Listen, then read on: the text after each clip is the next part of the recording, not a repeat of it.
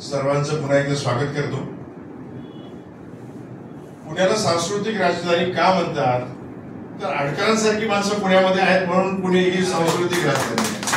किती सातत्य, किती म्हणजे गर्दीच पाहिजे, दिखावा पाहिजे असं नाही। आडकर साहेब, आम्ही तुमचं नाव पेपरच्या माध्यमातून किंवा विविध कार्यक्रमाच्या माध्यमातून ऐकतो। तुम्ही परवा फोन केला आणि मला ओळखता का म्हटलं। पुण्यात मराठी माणूस जर तुम्हाला ओळखत नसेल तर ते त्याचं दुर्दैव आहे। अरे इतक्या विविध उपक्रमातून ते पुणेकरांना सामोरं जातात। इतक्या विविध कवी किंवा साहित्यिक किंवा या कलेच्या क्षेत्रातल्या लोकांना तुम्ही व्यासपीठ देता आणि कुठल्याही प्रकारचा त्याच्यामध्ये स्वार्थ नाही। हा सगळ्यात मोठी गोष्ट। त्यामुळे आडकर साहेब, आज हे पाणी या विषयाचा सन्मान केला त्याबद्दल मी आपला कृतज्ञ आहे। वेलकम। आणि सत्कार कुठल्या माणसाच्या हस्ते झाला की भारतामध्ये, तमाम भारतामध्ये निर्भयतेने बोलणारी जी मोजकी माणसं साहित्यिक आहेत त्याच्यामध्ये भारत शास्त्रीय एवढी साहित्य संमेलन झाली, इतक्या गोष्टी दडपल्या जातात। पण दुर्गा भागवतानंतर परखडपणे व्यासपीठावर मांडणारे दोनच चांगल्या, उत्तम, दर्जेदार, नैतिक साहित्यिकाच्या हस्ते आपला सत्कार होतो। याच्याविषयी अजून भाग्य काय पाहिजे। आणि आजचा योग किती छान आहे।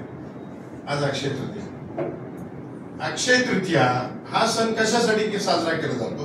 सगळ्यात मुख्य म्हणजे वर्षभर निसर्ग तृतीयेला कुंभदान केलं जातं, पाण्याचं दान केलं जातं, सर्वश्रेष्ठ दान। कारण तुषा ही सर्वश्रेष्ठ आहे।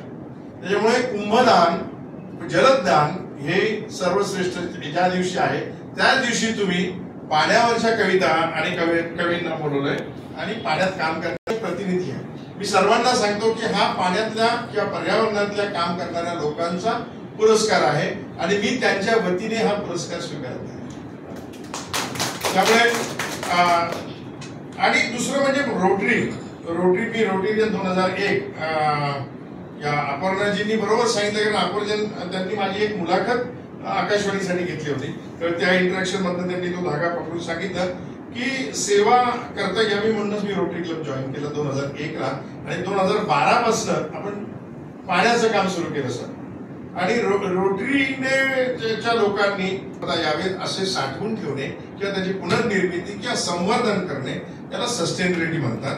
अक्षय तृतीया म्हणजे अक्षय राहणारे संसाधन यासाठी हे जे काम आहे, म्हणजे हा अक्षयतेचा हा सुद्धा एक छान संदेश आहे। अक्षय तृतीयेच्या निमित्ताने आपल्याला सगळी संसाधनं, माणसाचा 70,000 वर्षाचा इतिहास सापडतो। 3 लाख वर्षापासून माकडाचा माणूस झाला असं म्हटलं जातं, परंतु गेल्या 70 वर्षामध्ये नैसर्गिक संसाधनांचं जे वाटोळं झालंय ते पुढच्या 70 वर्षात सुद्धा लोकांना ती शिल्लक राहतील की नाही अशी परिस्थिती आहे। त्यामुळे अक्षयता याला खूप महत्व आहे।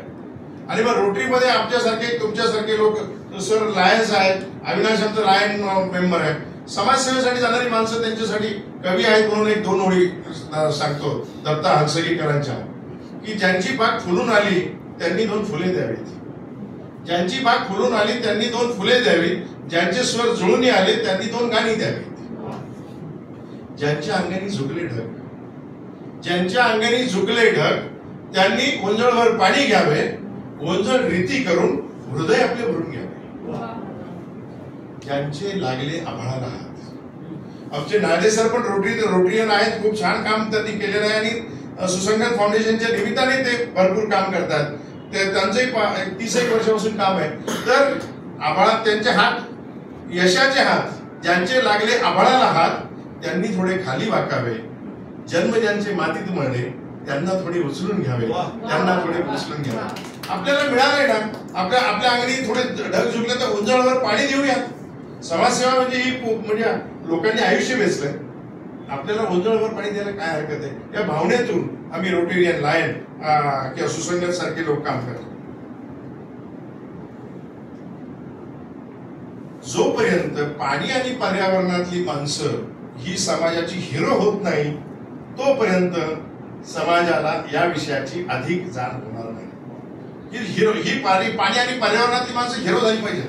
उदाहरणार्थ स्वातंत्र्य चळवळीमध्ये राजकीय नेते हे हिरो होते, मधल्या काळामध्ये समाजवादी विचार मांडणारे लोक, समाजाचं कल्याण व्हावं असा विचार मांडणारे लोक हिरो होते, 92च्या जागतिकीकरणानंतर उद्योजक हे समाजाचे हिरो झाले, पण मला असं वाटतं की आज गरज आहे पाणी आणि पर्यावरणातल्या माणसांना तुमच्यासारख्या लोकांनी व्यासपीठ देऊन त्यांना समाजापुढे आणून ह्या कामाचं महत्व सांगणं म्हणजे त्यांना हिरो करणं.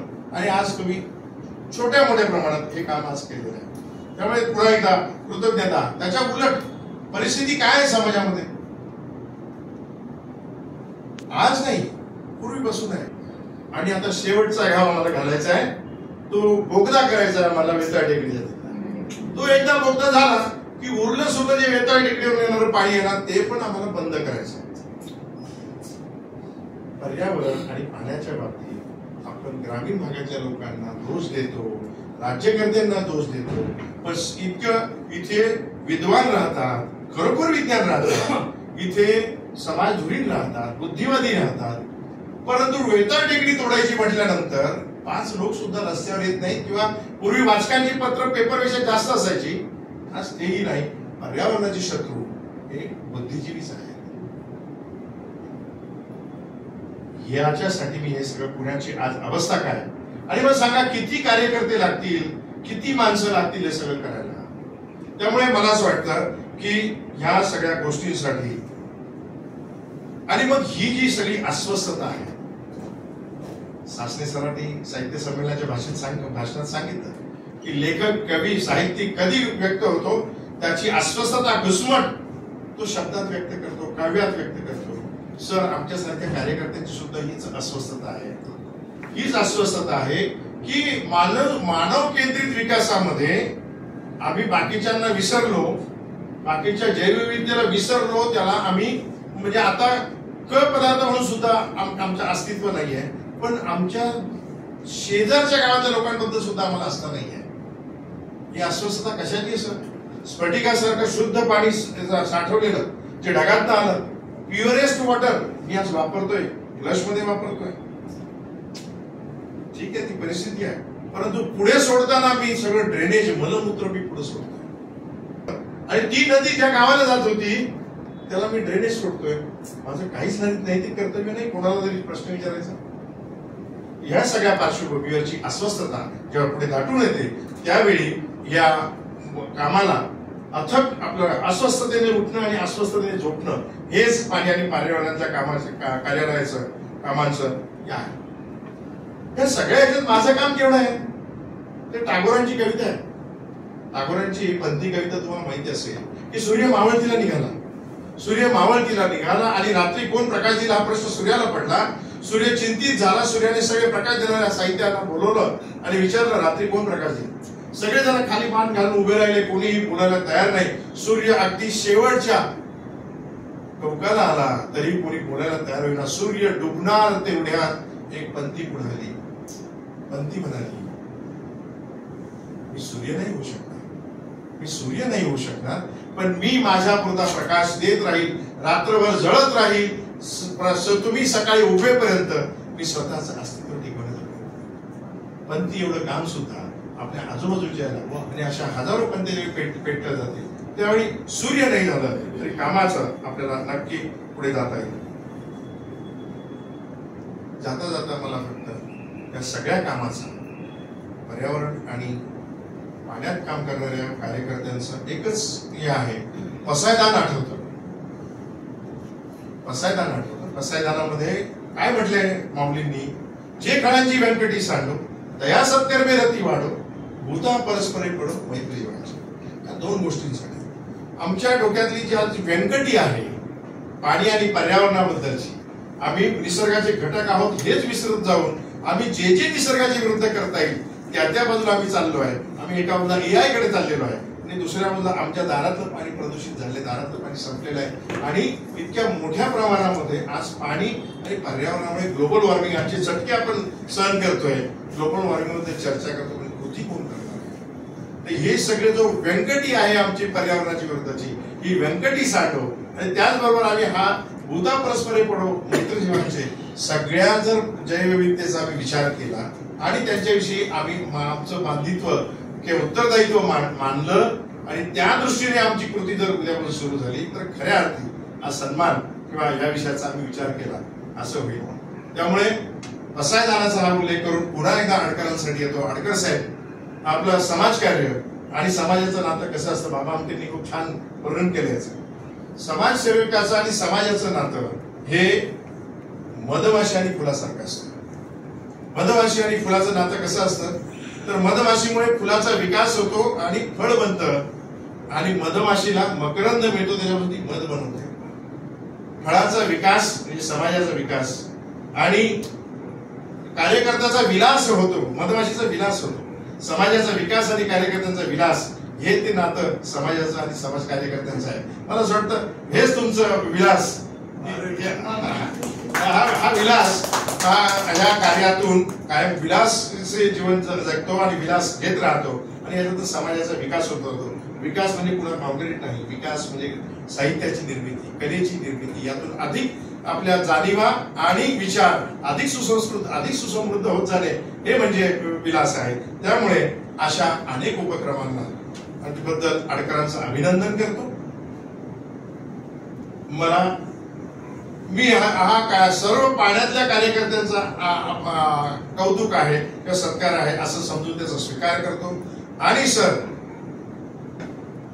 आपल्या भाषणाचा पुन्हा योग यावा की आपण साहित्य संमेलनामध्ये जे उल्लेख केले, निर्भय कोंबडा, सत्य सांगणारा आरसा, विदूषक, ह्या गोष्टी समाजापर्यंत अधिकाधिक पोहोचण्यासाठी या साहित्य संमेलनाचा किंवा साहित्याचा उपयोग हो. आणि कवी बसले आहेत त्यांच्यासाठी फक्त 2 ओळी आणि मी थांबतो की आता रडणं भरपूर झालंय, आक्रोश भरपूर झालाय. आमचं म्हणणं आहे की पाण्यासाठी काम करणाऱ्या लोक या समाजाला तुम्ही प्रवृत्त करा की तू आता पाण्यासाठी काम कर, रडत बसू नको. तुझ्यावरच्या कविता भरपूर झाल्या, तुझ्यासाठी रडून भरपूर झालंय, तुझं दुःख मांडून भरपूर झालंय. आता तू कामाला लाग, तुझ्या गावातलं पाणी तू साठव, तुझ्या गावातलं पाणी तू वाचव, तुझं शेती आणि तुझं क्रॉप पॅटर्न हा तू बदल. याच्यासाठी तुमच्या कविता निर्माण झाल्या तर मला असं वाटतं जगामध्ये काव्याने क्रांती झालेली आहे.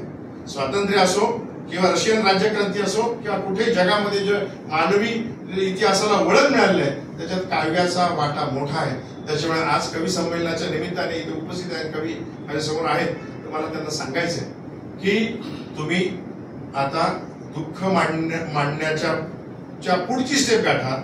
माणसांना पाणी आणि पर्यावरणावर काम करण्यासाठी, कार्य प्रवृत्त करण्यासाठी तुमचं साहित्य कामावर येवो अशी शुभेच्छा व्यक्त करून थांबतो. धन्यवाद.